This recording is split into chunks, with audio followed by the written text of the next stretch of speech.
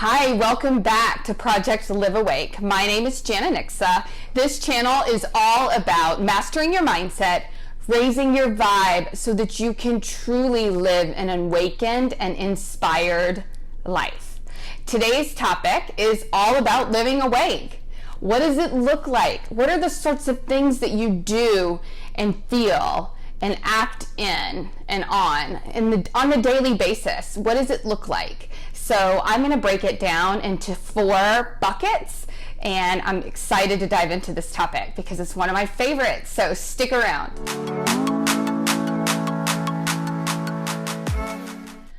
Okay, living awake. So I know that this is going to look different for everybody to, what that process of awakening looks like, and then, living that day to day. It will have different things, different ways of looking, right? But I wanted to just capture the essence of what an awakened life can look like in just 4 of the different areas.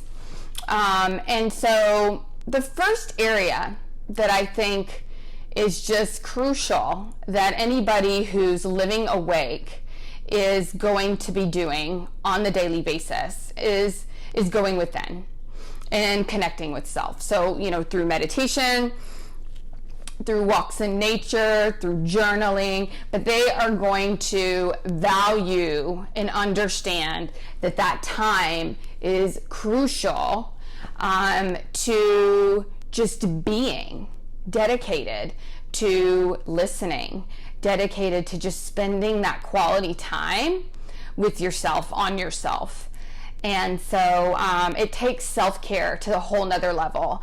Just to give you all an example, my morning routine is to get up sometimes at least an hour, sometimes 2, to have quiet time in the morning, and to also have my coffee and, just have that time with myself. But it also does include connecting with myself through meditation. It maybe is listening to a podcast or something that I want, something with inspiration to help me just start my day right. It also includes me going on walks in nature. So, that going within process is going to look a little bit different for everybody, but that is certainly a huge, huge part of living an awakened life. Because just speaking from my own experience, when I have been thrown off my schedule, or I'm traveling for work or whatever it may be, when I'm not dedicating a portion of my morning to this sort of connection, and also in the evenings, then things just start to come unraveled a little bit for me. I'm not quite as grounded, centered. I'm not really acting from that place as much as I would be. So it's almost like a morning tune-up before you go out and you start your day. And the other great thing about going within is there's so much else you can do there. Visualization is a great thing to do for those of you who are into manifestation and the law of attraction. It's not just about meditation. Visualization is huge. Affirmations. So, there's a lot to go with it that we will continue to dive into on this channel, but I would say that's a huge, huge piece of it. The second thing, it kind of goes hand in hand with the first, and which is why I was saying sometimes if I don't do the quiet time and the meditation, that number 2 is much harder for me, and that is just watching yourself. Watching yourself in situations. Meditation isn't just something that happens, in the morning. It's like working out. You work out in the morning, but then, you have extra energy and you're building muscle and all of these things throughout the day. So it's the same with meditation. You start out with that tune-up, but then throughout your day, you're watching yourself. You're watching that ego. I mean, I get tickled at some of the things that my ego tries to tell me about, a certain situation or a person, and, giving its assessment of how I should react and how I should respond. And playing out all these crazy scenarios. It's actually quite entertaining to watch. But, just always trying to act from that place of it's called the seat of the soul. It's the seat of self. And, being connected to that as you navigate your day, navigate your life, and always doing your best to operate from that place, to not letting the ego take over the conversation. And it's not easy, just because, Maya Angelou says, when you know better, you do better. But I have to admit, I'll be the first. I have seen moments in the heat of an argument where maybe I know, how they say you'd rather be happy than right. And, sometimes you do. Your ego will win because it's so used to being such a huge part of you. But so don't, be patient with yourself in this part, because it's your comeback rate. Once you do realize that you've chosen and you've gotten off your track and you're full blown into fear and ego, then just take a moment, recenter yourself, and kind of regather and choose again. So that's another really big piece of living this awakened life. It's just monitoring that process and just watching how these scenarios play out and how you're responding and what triggers you. When we have an emotional trigger or a thought that comes up, that it's something that maybe we should take a look at.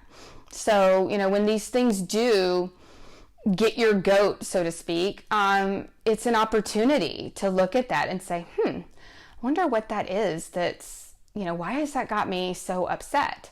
Because what I've learned through this process is if something's upsetting you, it is because on some subconscious level, you resonate with it. There's a part of you that recognizes that in itself. And otherwise it wouldn't bother you at all. It's like if somebody accuses you of something that you completely know is not true, it just it's like, no, not happening, not here. But if it's something that maybe there is an element of truth that maybe you're not even aware of, but on a subconscious level, it really does. It really kind of gets you. And so that's your real opportunity to look at that. And so that really does bring me into step 3, or just kind of process 3. It's not really steps, but just it's seeing life as a gift and finding the gratitude in that, and then also the compassion for others in that everything is happening for a reason. And I know we all say that, but you can operate from that place of, life is happening for you and not to you, to not take things personally and to really just see what is in it for you to learn. How can you grow from this? And when you operate from that place, there's just a level of curiosity and fun. It's like a game. Games aren't fun unless they're challenging. And what satisfaction you have when you meet that challenge and you overcome it. And so kind of taking that sort of approach every day is huge. It's so huge because you really do. You find such compassion for others and their situations, and just knowing that everybody really is doing the best they can with the tools that they have in that moment, and just finding that gratitude to know that this is just a learning experience. This whole place, the whole planet Earth is just here for us to learn and to grow. And growth doesn't always happen without growing pains. They call them that for a reason. So just looking at it and taking things in stride from that way. And I think another thing, living awake, that you really do feel is that connection to all. That we're all in this together and that everything is connected, and, just walking in nature and just feeling that. There's such a peace there to experience those synchronicities. It's so reassuring, to see that divine order and to see it working, and, just even waving to you in those synchronicities. It's just a reminder of that, and it's beautiful.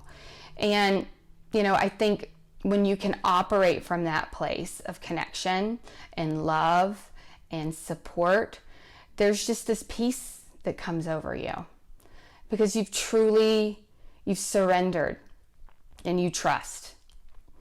And you know that no matter what, the universe has your back, and that it's all here for you to learn and to grow and to love and to share that with others.